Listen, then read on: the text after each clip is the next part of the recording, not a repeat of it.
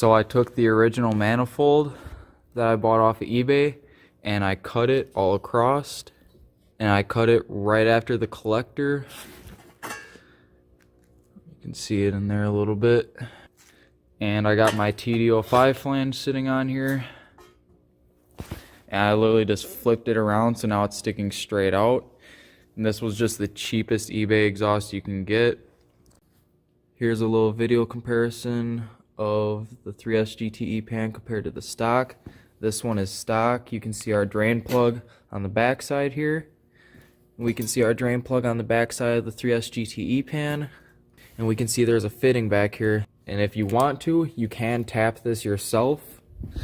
If you are going to, I found the best spot is between these two bolt holes right here. Right in the middle there. You want to give yourself a little bit of room from the top here, so of course you can get your fitting in there, but you don't want to go too far down here where it's actually sinking above the level of the oil. So the higher up you can get, the better, but also make sure you have clearance right there.